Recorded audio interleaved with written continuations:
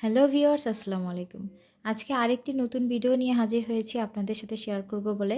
আজকের রেসিপিটি হলো সর্ষে জলপাই আচার রেসিপি। এর আগেও আমি একটি জলপাই আচার দেখিয়েছি, টকঝাল মিষ্টি জলপাই আচার। আর আজকে শেয়ার করছি সর্ষে দিয়ে কিভাবে মশলাদার জলপাই আচার রেসিপি তৈরি করা যায় সেটাই।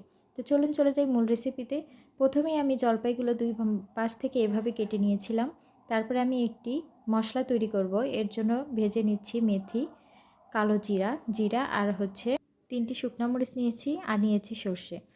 তো এরপরে আমি সিদ্ধ করে নিব জলপাইগুলো। এর জন্য আমি সিদ্ধ বসিয়ে দিলাম। এখন আমি খুব ভালো করে জলপাইগুলো সিদ্ধ করে নিব। দেখুন এখানে কিন্তু আমি আর কোনো কিছু দিইনি, শুধু পানি দিয়ে সিদ্ধ করে নিচ্ছি। এখন আমি ছেঁকে নিচ্ছি পানিটা। দেখুন আমার খুব ভালোভাবে সিদ্ধ হয়ে গেছে। এদিকে আমি যে মশলাটা দেখিয়েছিলাম ওটা গুঁড়ো করে নিয়েছি, আর সরিষাটাও গুঁড়ো করে নিয়েছি, আর নিয়েছি কিছু রসুন কুচি। তো এখন আমি একটি শিরা তৈরি করব, খুবই ঘন একটি শিরা। এর জন্য আমি 2 কাপ পরিমাণ চিনি নিয়ে নিয়েছি আর অল্প একটু পানি দিয়ে দিচ্ছি। এখন আমি এটা নাড়তে থাকবো। নাড়তে নাড়তে দেখুন শিরাটা হয়ে গেছে।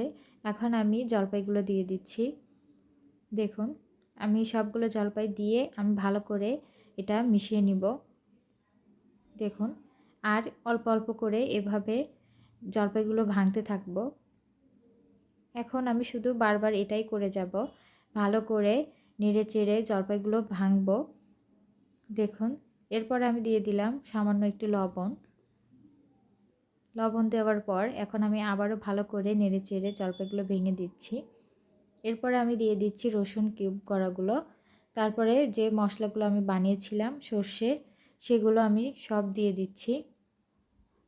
এখন আবারও ভালো করে আমি নেড়ে চেড়ে নিচ্ছি। এই আচারটি অসম্ভব মজাদার। এটা আপনারা যে কোনো কিছুর সাথে খেতে পারবেন। এমনি এমনি খেতে খুবই মজা। খিচুড়ি কিংবা অন্যান্য যে কোনো জিনিসের সাথে আপনারা এটা খেতে পারবেন।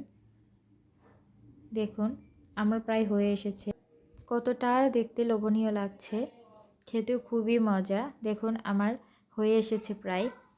এভাবে নেড়ে চেড়ে জলপাইগুলো আমি সবগুলোই গলিয়ে নিয়েছি। এরপর দিয়ে দিলাম 3টি শুকনো মরিচ। মরিচগুলো আমি আগে থেকে ভেজে রেখেছিলাম, সেগুলো দিয়ে দিলাম। এখন শুধু বারবার অনবরত নাড়তে হবে। দেখুন আমার হয়ে গেছে সম্পূর্ণ আচারটি।